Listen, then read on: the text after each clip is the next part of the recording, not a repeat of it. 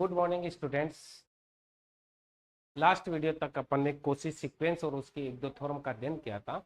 Every convergent sequence is bounded and अपने दूसरी देखी कि every subsequence of a Cauchy sequence is also converge.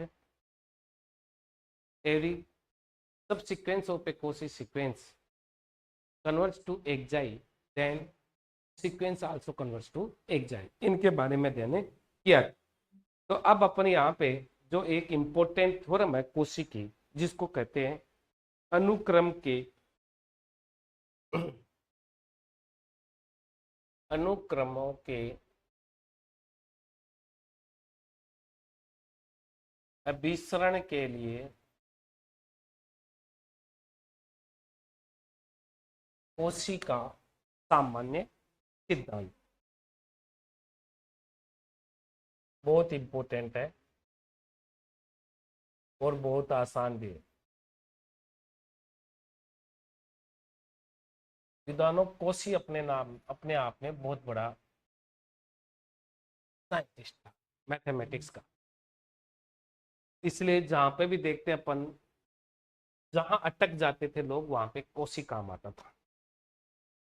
तो ये Kosi general principal, Kosi general principal, Kosi general principle of convergence for sequence.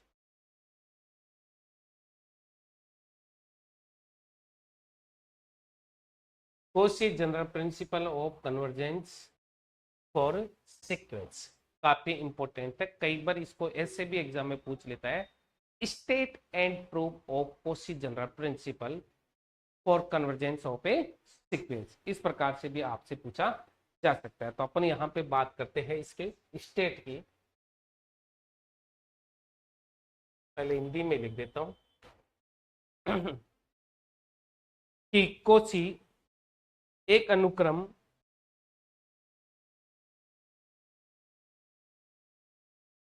X N के अभिसारी होने के लिए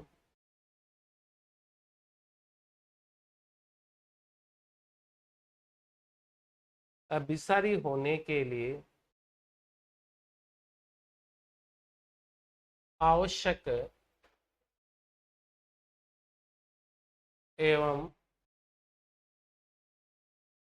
पर्याप्त शर्त है कि एक अनुक्रम एक्सएन के अभिसारी होने के लिए आवश्यक एवं पर्याप्त शर्त यह है कि दिए हुए न्यून का मतलब छोटा, न्यून का मतलब बहुत छोटा, दिए हुए न्यून एप्सिलॉन के संगत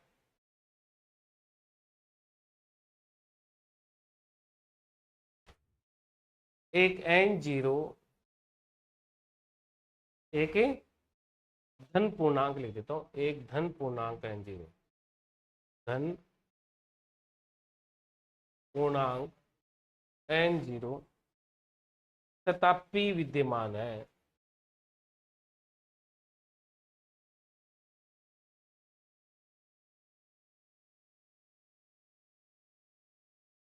तथा पी विद्यमान है ताकि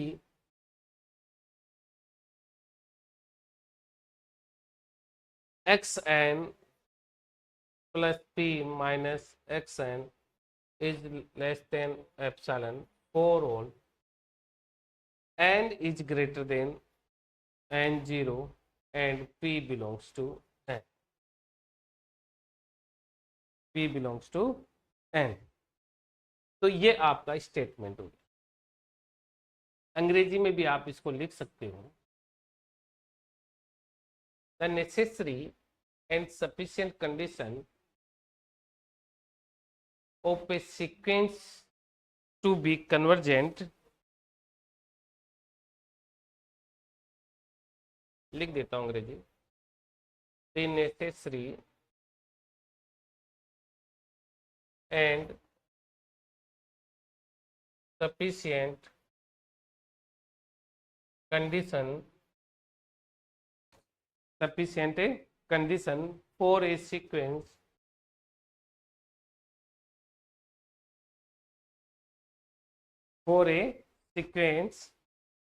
action to be convergent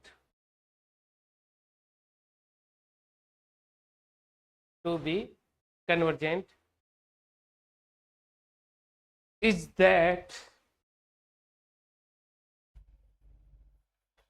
for given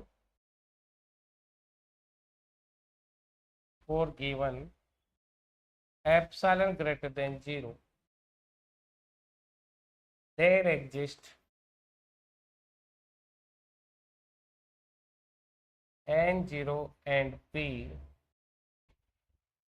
such that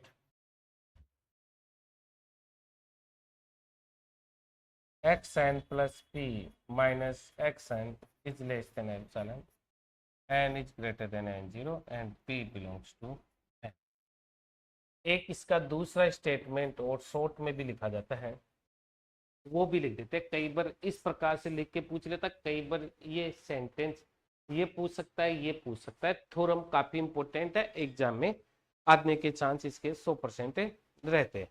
तो देखिए, एक अनुक्रम अभिसारी है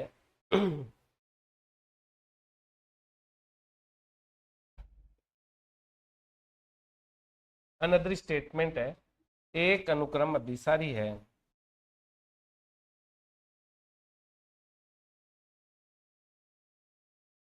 यदि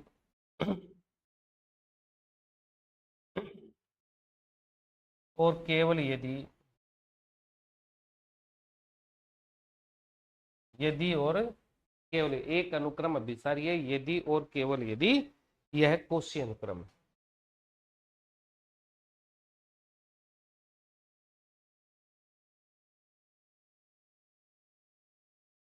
अब विद्वानों, इस स्टेटमेंट नीचे वाले स्टेटमेंट से आपको बात समझ में आ जाएगी कि अनदर स्टेटमेंट तो अपन लिख सकते हैं ए सीक्वेंस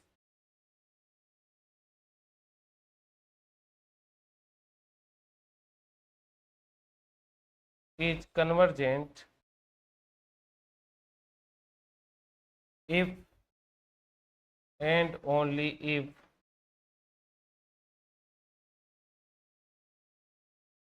is a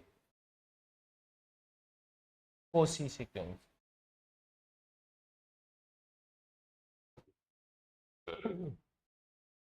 एक अनुक्रम अभिसारी है यदि और केवल यदि ये केवल यदि ये कोशी अनुक्रम। तो देखो कितनी बढ़िया बात कही है, कोशी ने सारी बीमारियों का समाधान निकाल दिया।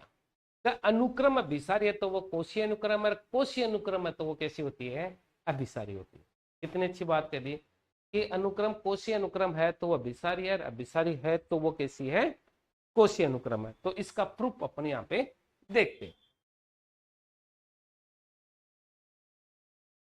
जब आवश्यक एंड पर्याप्त शर्त आ जाती है, आवश्यक एंड पर्याप्त शर्त आ जाती है, या if and only if word आ जाता है, जैसे ये वाला इफ एंड ओनली इफ, तो इसका मतलब थ्योरम्स को उल्टा और पुल्टा दोनों तरफ से प्रूफ करना पड़ता है। तो एक बार अपन थ्योरम को यहां से ये मानेंगे, फिर इसको इस प्रकार से प्रूफ करेंगे।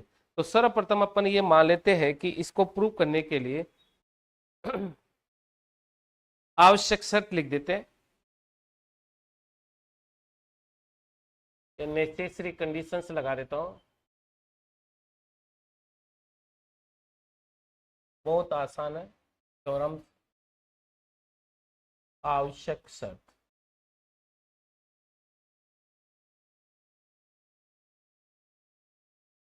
तो अपने सर्वप्रथम मान लिया कि माना let a sequence x n converge to exam. आपने ये बात मान ली, अंग्रेजी हिंदी में लिख सकते हो कि माना कि एक्शन एक्जाई को अभिसरित होती है, माना कि एक्सन एक्जाई को अभिसरित होती है। तो ये बात आपने मान ली। तो देन वी प्रूव दैट कि x n is a Cauchy sequence. अपन ये बात करेंगे। तो ये विस्तृत होती है, तो इसका मतलब क्या होगा? This implies for epsilon greater than 0 there exist n 0 such that कि ये इसको कन्वर्ट करती है, तो x n minus x j is less than, इसको थोड़ा सा इजी वे में, एक्स एन प्लस 4 और n is greater than n 0।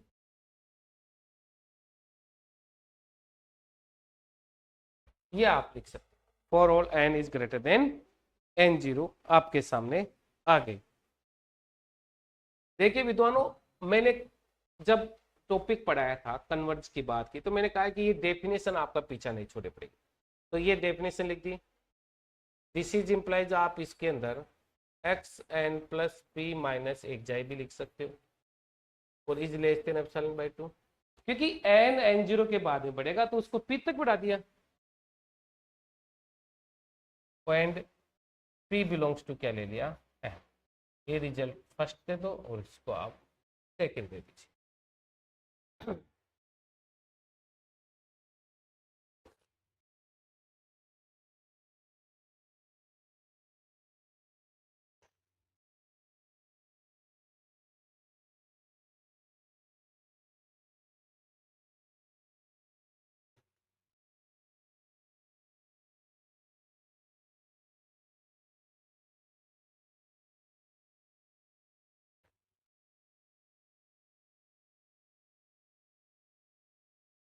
तो देखिए, ये आपके कार्य इस प्रकार से हो गया, 1 और सेकेंड, इस प्रकार से ये आ गया।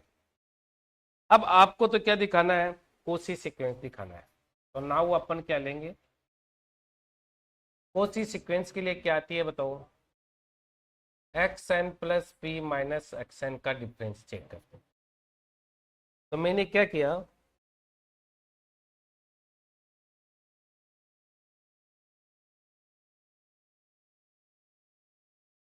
इसमें एक एक जाय घटा दिया, एक एक जाय जोड़ दिया, और एक्स एन आपका ऐसा कैसा। ये कैलकुलेशन आप काफी थ्योरमों में करते हैं, इसको अच्छी तरीके से ध्यान रखिए। X x n plus p minus x j को साथ में लिख दिया, इसमें से कॉमन लेके एक्स एन माइनस एक जाई, इस प्रकार से ये प्रॉपर्टी लगा देंगे, मोड एक्स माइनस वाई बराबर mod x plus mod y.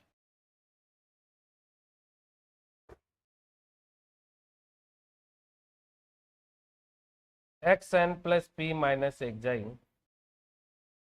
X n minus x जाई।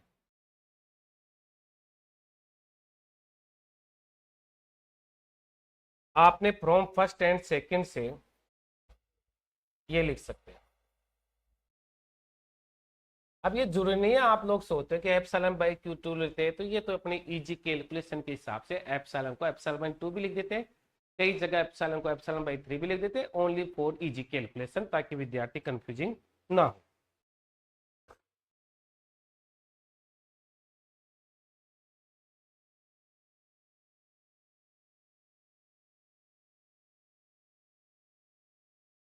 इस कैलकुलेशन को आगे बढ़ाते हैं। X n plus p minus x n is less than epsilon हो गया ये, for all n is greater than n 0 and p belongs to n. तो ये किसकी डेफिनेशन है? कोशी की।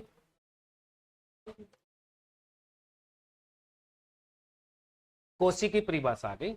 इसका मतलब x n is a Cauchy sequence. तो एक्शन कैसी होगी? कोशिश। वेरी सिंपल प्रूफ, देखो कितना, इतना इजी प्रूफ आपने किसी भी थ्योरम का नहीं देखा होगा। तो ये आपके पास में let sequence converts to xi, तो for any epsilon greater than exist and such that, ये तो ये तो लिख दिया आपने। फिर इसके अंदर स्टेप में एन को आगे तक बढ़ा दिया, एन को कहाँ तक ले गए, पी टर्म्स तक, एन प्लस पी टर्म्स तक आप एन को यहाँ तक ले गए। तो जैसे आप लेके गए तो ये दो इक्वेशंस बन गई, एक ये एक। तो आपको ये क्यों लिया, क्योंकि ये कोशी की परिभाषा में आता है। इन दोनों का डिफरेंस ही आपको क्या दिखाना पड़ता है, लेस देन एप्सिलॉन दिखाना पड़ता है। तो ये दिखाने के लिए देखिए, ये सिमिलर कैलकुलेशन आपने बहुत सी थॉर्मों में की है। X n plus p minus x j plus एक जाई, यानी माइनस एक जाई प्लस एक जाई को आपने ऐड कर दिया। ये प्रॉपर्टी लगा के इसके अंदर ये लेस देन इक्वल हो जाते हैं। जैसे ही आप इसके ये वैल्यूज यूज करते हैं तो ये लेस देन है, तो यहाँ पे क्या बन जाएगा, ये पहले इक्वल फिर लेस देन इक्वल फिर लेस देन हो गया, दोनों का सम हो गया। तो इसका डिफरेंस है वो किससे छोटा आ गया, एप्सिलॉन से छोटा आ गया। तो अपन कह देते हैं कि ये जो सीक्वेंस है वो कैसी हो गई है, कोशी सीक्वेंस है। अब इस थ्योरम में अपन सफिशिएंट कंडीशंस में उल्टी बात मानेंगे। क्या बात मानेंगे कि x n is a Cauchy sequence मानेंगे, और उसको क्या प्रूव करेंगे कि ये एक कन्वर्जेंट सीक्वेंस है। तो देखिए, अब अपन बात करते हैं सफिशिएंट कंडीशन।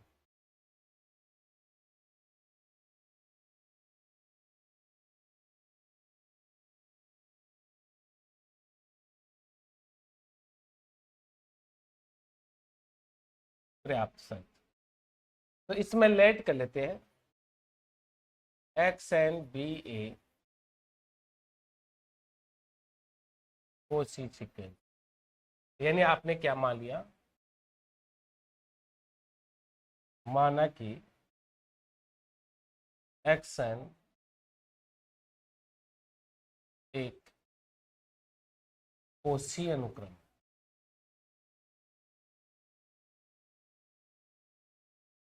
यह आपने मान लिया। तब हम सिद्ध करेंगे कि एक्स एन अभिसारी है, जो अनुक्रम है वो कैसा है आपके सामने अभिसारी है।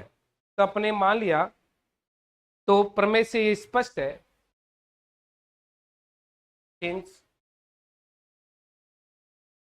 इनको थ्योरम से ही प्रूव कर देंगे। हम जानते हैं कि प्रत्येक कोशी अनुक्रम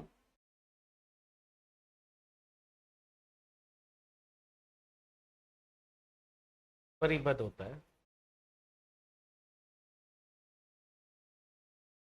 वी नो दैट, इंग्लिश में कहे, we know that every Cauchy sequence is bounded.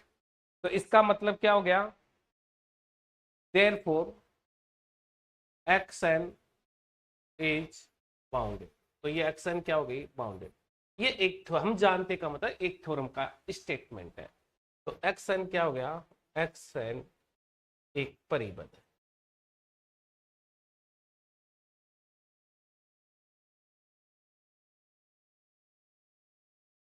अब अनुक्रम आपका क्या आ गया, परिबद्ध आ गया। अब आपने ये पढ़ा है कि प्रत्येक परिबद्ध अनुक्रम का एक अभिसारी उपानुक्रम होता है। ऑल्सो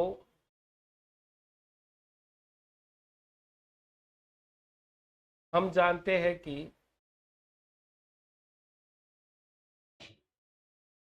थ्योरम पढ़ी थी, प्रत्येक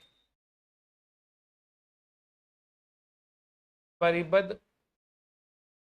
अनुक्रम का एक अभिसारी उपानुक्रम होता है।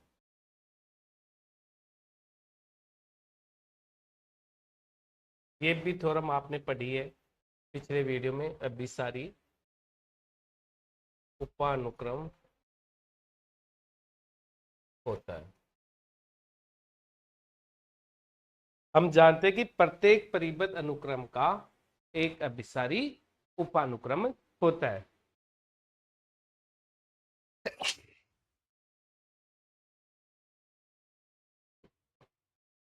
प्रत्येक परिबद्ध अनुक्रम का एक अभिसारी उपानुक्रम होता है। तो अपने मान लिया, इसलिए अपने मान लिया therefore x v n, x v k, x v k x n का अभिसारी उपानुक्रम है। तो जो बात है उसको मान लिया। थोड़ा इंग्लिश में भी लिख देते हैं कि we know that, also we know that. एक थ्योरम का तो स्टेटमेंट यहां यूज किया है, देखो एक थ्योरम का स्टेटमेंट यहां यूज किया है कि we know that every bounded sequence has a convergent subsequence. Every bounded sequence has convergent subsequence. तो प्रत्येक परिबद्ध अनुक्रम का, तो अपने मान लिया कि ये सब सीक्वेंस किसकी, एक्सन की, तो ये कैसी है, कन्वर्जेंट है। तो ये कन्वर्जेंट है, तो इसका मतलब इसकी जो लिमिट आएगी वो कैसी आएगी, बताओ कि जो लिमिट आएगी इसकी वो कैसे आएगी कि लिमिट ऑफ, क्योंकि ये कन्वर्जेंट है, ये कैसी है, कन्वर्जेंट है, तो इसकी लिमिट है एक्स वी के की, वो क्या आएगी, एक जाएगी। अब आपको ये पता है कि अभिसारी प्रत्येक अनुक्रम जो है, तो अपने पास में एक्स वी के एक जय को विस्तृत होएगा, तो इसकी लिमिट है वो एक्स एन भी किसको विस्तृत होगी, एक जय को। लिमिट एक्स एन भी किसको एग्जिस्ट होगी, एक जय। तो अपने पास में क्या बन जाएगा ये, क्योंकि अपन ये भी एक स्टेटमेंट होता है, अभिसारी अनुक्रम होता है, तो अपने पास में इस प्रकार से ये हो गया। तो अब अपने पास में ये लिमिट आ गई, तो इसका मतलब एक्स एन एक जय को अभिसृत होता है, एक्स एन एक जय को अभिसृत होता है। एक्स एन एक जय को कैसा होता है, अभिसृत होता है, या एक्स एन कन्वर्ट्स टू एक जय। थ्योरम्स क्या हो गई,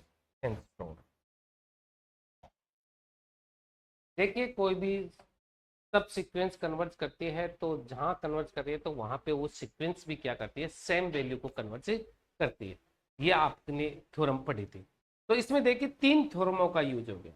एक तो प्रत्येक कोशीय अनुक्रम परिबद्ध होता है, एक प्रत्येक परिबद्ध अनुक्रम का एक अभिसारी उपानुक्रम होता है, एक जो अभिसारी अनुक्रम जिस पॉइंट को कन्वर्ट करती है वो सीक्वेंस भी क्या करती है, या जो सीक्वेंस जिसको कन्वर्ट करती है तो उसकी सब सीक्वेंस भी क्या करती है, उसी को कन्वर्ट करती है। इस हिसाब से अपने ये बात यहाँ से ये लाइन लिख दी है कि यदि कोई भी उपानुक्रम और अनुक्रम दोनों सेम पॉइंट पे कन्वर्ज करती है, तो उपानुक्रम कन्वर्ज एक जाय को कर रहे हैं, तो अनुक्रम भी किसको कन्वर्ज करेगी, एक जाय को कन्वर्ज करेगी। तो ये थ्योरम थी आपकी कोशी का जनरल प्रिंसिपल, और इसी के ऊपर बेस्ट कई बार यूनिवर्सिटी एग्जाम में या कॉम्पिटिटिव एग्जाम में एग्जाम्पल्स भी पूछे जाते हैं कि गिवन सीक्वेंस किस प्रकार से है। तो अपन यहाँ पे इसके कुछ क्वेश्चंस की स्टडी करते हैं और उसको अपन सोल्व करते हैं एग्जाम्पल्स को नेक्स्ट। तो देखिए एक काफी इंपॉर्टेंट एग्जाम्पल है जिसको अपन स्टडी करते हैं। तो एग्जाम्पल है by Cauchy general principle, by ऐसा लिखा हुआ आएगा Cauchy general principle, by Cauchy general principle of convergence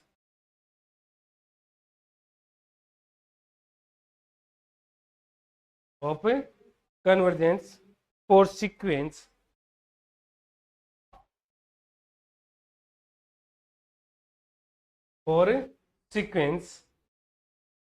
prove that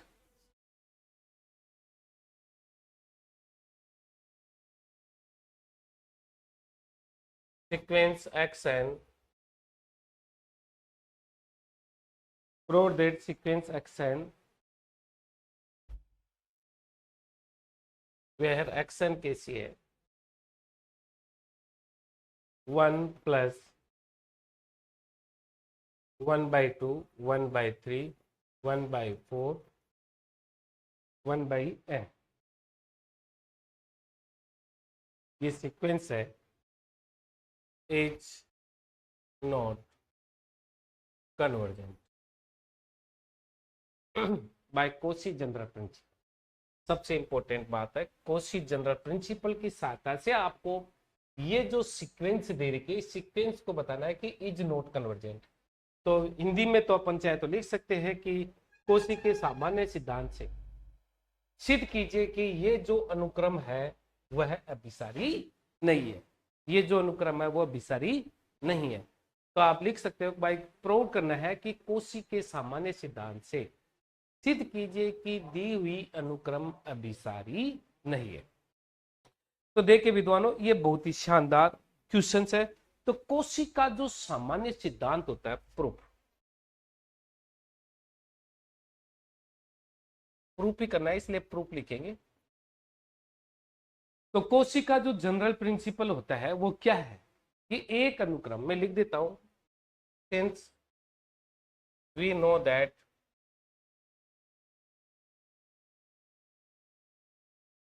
Koshi general principle क्या होता है, क्या होता है, दैट इज, क्या है ये, दैट इज क्या है, कोशी जनरल प्रिंसिपल क्या है, ए सीक्वेंस इज कन्वर्जेंट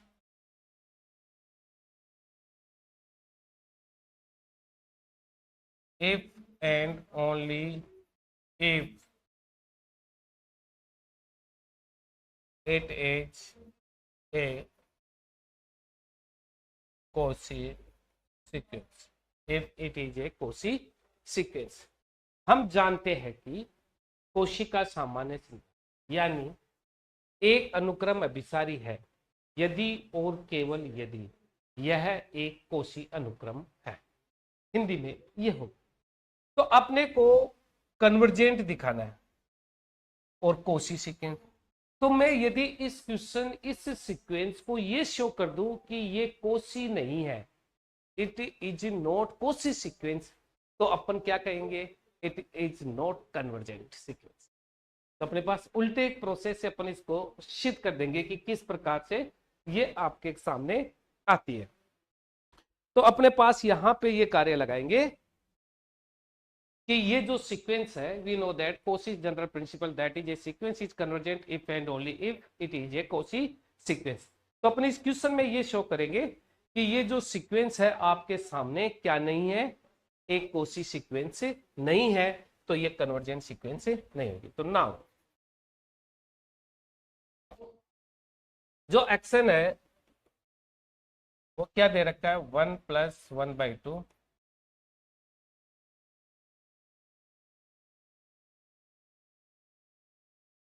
+1/, ये दे रखा है। तो देयर फोर xn+p क्या बन जाएगा,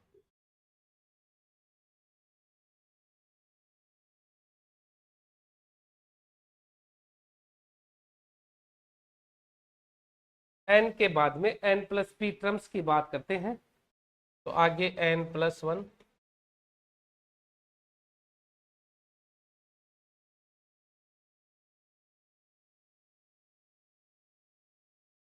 ये आपके सामने बन n+p इस प्रकार से ये आपके सामने बन जाएगा। तो ये बन गए दो टर्म्स xn और xn+p, आपने इस प्रकार से लिख दिया। दिस इज इंप्लाइज मैंने xn+p में से xn को सबस्ट्रेट कर दिया, दोनों का डिफरेंस लेंगे। तो आप देखो 1 से 1 कट जाएगा, 1/2 से 1/2, 1/3 से 1/1, 1/4 से 1/4, 1/n से 1/n। तो आपके पास क्या बचेगा,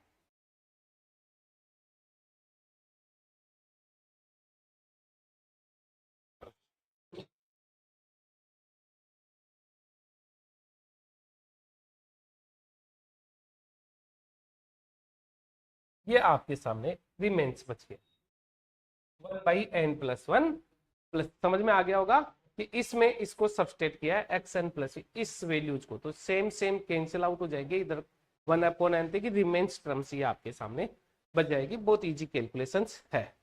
तो मैं नेक्स्ट इसके अंदर चलता हूं और क्या कार्य करता हूं वो आपके सामने है। तो मैंने क्या ले लिया, इफ वी टेक, यदि हम लेते हैं p बराबर n, देन क्या हो जाएगा, तो क्या बन जाएगा ये रिजल्ट, n+p - xn, तो 1/,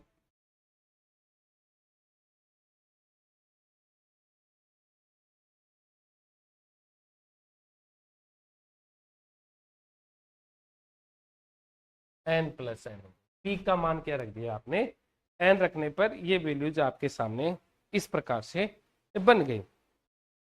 अब मैं स्टडी करता हूं इस रिजल्ट की, कि ये जो रिजल्ट है इसकी वैल्यूज को अपन चेक करते हैं कि क्या इसका रिजल्ट आता है, और उसको आगे बढ़ते हुए देखते हैं। तो देखिए विद्वानों, सबसे पहले अपन इसके अंदर ये कार्य करेंगे कि ये जो रिजल्ट है इसको सॉल्व करना है। तो सिंस, एक बात देखते हैं पहले अपन, आप लोगों को पता है कि 1 2 3 4 5 और एन, ये बड़े मान होते हैं, बड़े मान होते हैं। सब में मैंने एन जोड़ दिया तो भी ये बड़े रहेंगे। एन जोड़ने का मतलब एन प्लस वन ऐसा जोड़ देता, तभी मैं एन जोड़ दिया।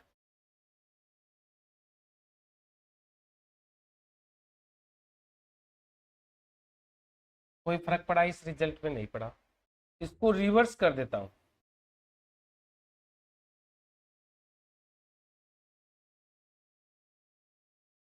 ये कैलकुलेशन समझ गए। रिवर्स करने पर ये साइन चेंज हो जाती है।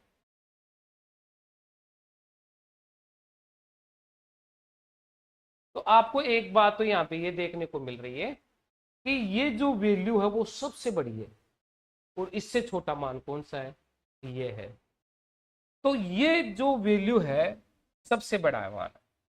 अगर मैं इसको रिप्लेस इससे कर दूं, इसको रिप्लेस भी इससे कर दूं, तो ये मान इससे बड़ा, ये सभी मान इससे बड़े हैं, और ये वैल्यू क्या है, छोटी है। तो ये जो वैल्यू है वो छोटी है, किनसे, इन सभी टर्म से छोटी है। तो मैं using this value in this result, तो इसको अपन इसमें यूज करते हैं। तो इसे दे देते हैं 2 नंबर।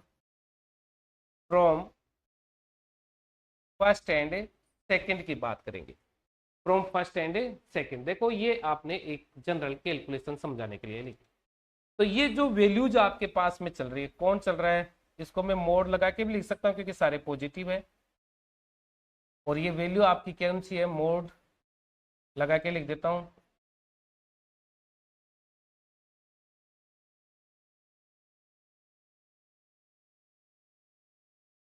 तो मैंने इस वैल्यूज के स्थान पे, तो देखिए, जब मैं 1/n+1 के स्थान पे छोटा मान रखूंगा, तो बताओ ये वैल्यू क्या हो जाएगी, बड़ी हो जाएगी नहीं हो जाएगी?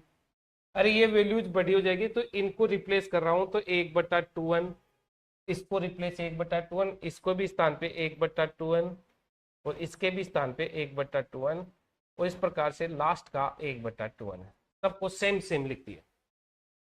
तो फ्रॉम फर्स्ट एंड सेकंड से आपने क्या करे, देखो विद्वानों, दिस रिजल्ट आप चेक कर सकते हो, ये 1/n+1 है, इज ग्रेटर देन 1/2n है।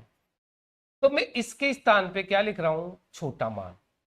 तो डेफिनेटली इसके रिजल्ट्स क्या हो जाएंगे, कम हो जाएंगे। भाई ये बड़े, ये बड़े, ये बड़े, ये बड़े, किन से बड़े, 1/2n से। तो इन सब के स्थान पे 1/2n रिप्लेस कर रहा हूं, तो डेफिनेटली इनका सम कम ही होगा। तो ये आपके पास में इस प्रकार से आ गए। तो ये हो गया आपके पास में xn+p-xn। तो ये रिजल्ट आपके पास कम होने का मतलब ये ग्रेटर देन। अब ये सारे क्या है, एन थे, देखो एक से लेके एन तक की गिनती थी, तो एक से लेके एन तक की गिनती। तो ये कितने हो गए, एन इंटू 1/2n हुए, नहीं हुए? तो एन से एन कैंसिल आउट हो जाएगा, तो आपके पास क्या रिजल्ट आया, xn+p-xn ग्रेटर देन कितना आ गया, 1/2। ये आपके सामने आ गया। तो देखिए, तो आप इसको आगे लिख सकते हो,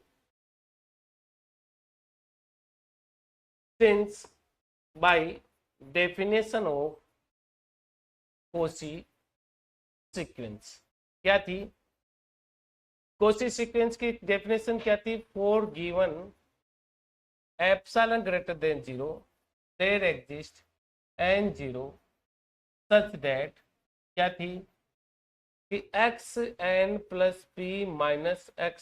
is less than epsilon for all n is greater than n0 and p belongs to n।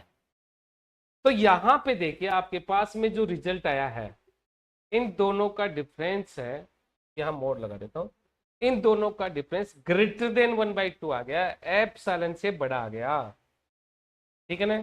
तो ये रिजल्ट यहां पे मैं दे देता हूं,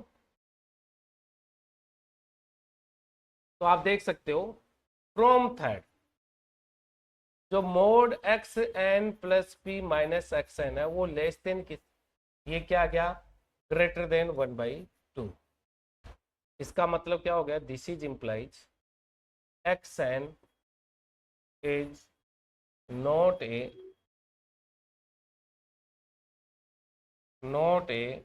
Kosi sequence, x n is not a Cauchy sequence, x n है वो आपकी एक कोसी सीक्वेंस नहीं है, x n is not a Cauchy sequence. तो ये कोसी सीक्वेंस नहीं है, तो this is implies by Cauchy general principal.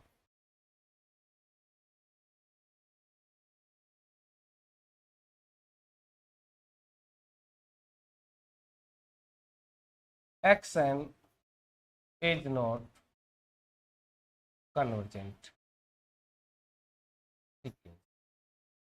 ये है प्रोडक्ट।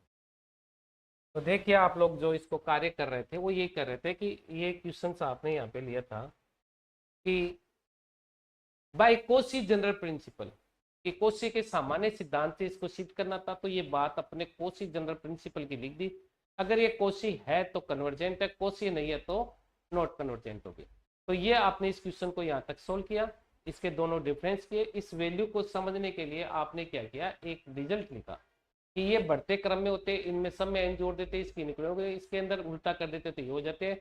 आपने इन दोनों की वैल्यूज में डिफरेंशिएट किया और आपके पास रिजल्ट। तो बहुत आसान सा क्वेश्चन था जो आपको इस प्रकार से यहाँ पे इसको सोल्व करवा दिया। तो ये क्या हो गया, आपके पास में क्वेश्चन हो गया। अब बात करते हैं इसी के सिमिलर एक क्वेश्चन और है जिसको भी अपन यहाँ पे देख सकते हैं। जैसे नेक्स्ट क्वेश्चन, नेक्स्ट एग्जाम्पल, जैसे एक्स एन आपको दे देगा, तो सिमिलरली इसकी कैलकुलेशन भी उसी प्रकार से होगी, 1 प्लस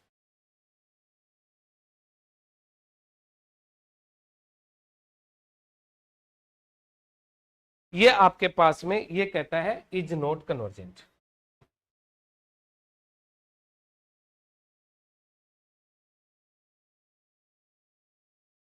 तो यहां पे देखिए ये जो क्वेश्चन है आपका, जो प्रीवियस क्वेश्चन था, ये जो क्वेश्चन है सिर्फ यहाँ 1/3 1/5 यानी इसकी एक सब सिक्वेंस उठ के आ गई है, इसमें और उसमें कोई फर्क नहीं।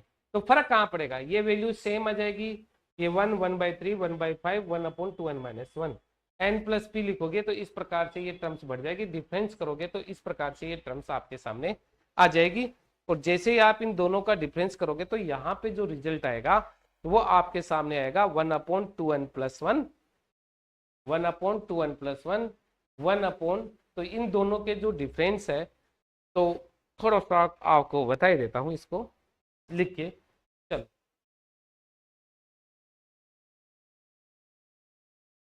रियल रह गई ना, तो इसके सॉल्यूशन में,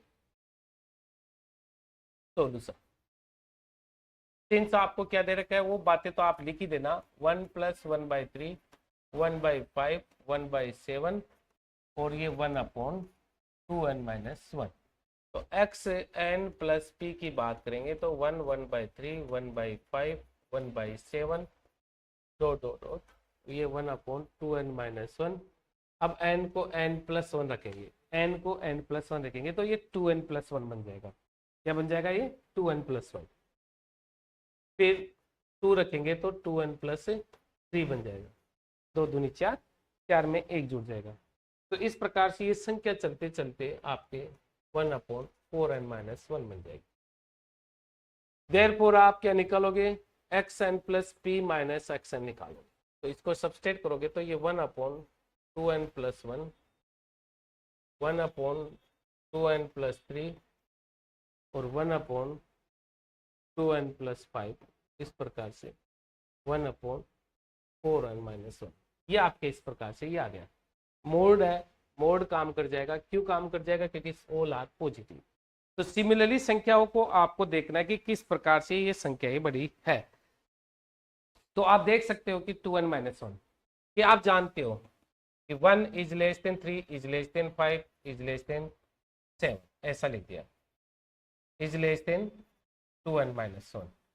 आपने इसमें सभी में 2n ऐड कर दिया तो इसके रिजल्ट में कोई फर्क नहीं पड़ेगा। 2n+5 और 2n+7 और ये आपने 2n+2n-1 ऐड किया। अब आप इसको पलटी खाओगे तो ये क्या बन जाएगा? 2n+1, 2n+3 और ये 2n+5 चिन्ह चेंज हो जाएगा और ये आपका 4n-1 क्योंकि 2n-4n। तो आप देखते हो कि इससे छोटा मान ये है, इससे छोटी वैल्यू कौन सी है? 1/4n-1 वैल्यू जाए। तो आप इसको यूजिंग इन दिस, ये फर्स्ट है और ये सेकंड है, तो from first and second, from first and second similar है, कुछ भी नहीं है। फर्स्ट एंड सेकंड को यूज करेंगे तो ये xn+p-xn है और इसकी जो वैल्यूज है तो ये चिन्ह क्या हो जाएगा? बड़ा, और इधर क्या जाएगा? 1/4n-1, 1/4n-2 और 1 सॉरी हाँ, इन सबको 1/4n-1 4n-1 से रिप्लेस कर देंगे।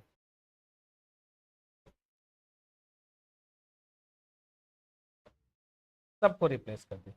अब इसमें घट रहा है तो इसका मतलब ये हटा दूंगा तो ये वैल्यू बड़ी हो जाएगी, तो भी ये छोटा ही रहेगा। इसको हटा दिया, इसको हटा दिया तो ये 4n हो गया, तो भी इसके रिजल्ट में कोई फर्क नहीं पड़ेगा। चिन्ह में फर्क नहीं पड़ना चाहिए, मैथमेटिक्स की रूल्स नहीं लगेगा। तो ये आपके पास में आ गया, तो इनका सम करते हैं तो क्या बन जाएगा? ये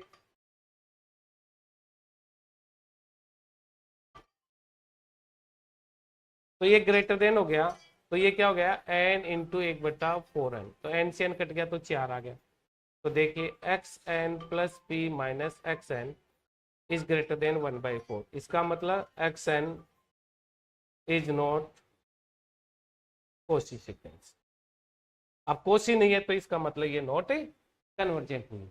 तो इस प्रकार से विद्वानों अपन देखते हैं कि बाय कोशी जनरल प्रिंसिपल से अपन प्रूव कर सकते हैं कि गिवन सीक्वेंस कोशी है या नहीं है। तो इस हिसाब से अपने पास ये क्वेश्चंस भी आपका क्या हो जाता है? सोल्व हो जाता है। बाकी अपन नेक्स्ट क्लास में मिलेंगे। तो ये सीक्वेंस वाले टॉपिक्स में 3 टॉपिक्स की स्टडी की है। कोशी सीक्वेंस, पहले सीक्वेंस फिर कोशी सीक्वेंस, पहले सीक्वेंस फिर सब सीक्वेंस फिर कोशी सीक्वेंस और इनकी रिलेटेड थ्योरम्स। तो यहाँ पे कोई भी यूनिवर्सिटी एग्जाम हो उसके अंदर डेफिनेटली आपको एक क्वेश्चन मिल जाता है। तो आपने इसके अंदर पूरा टॉपिक ये फिनिश्ड हो गया है।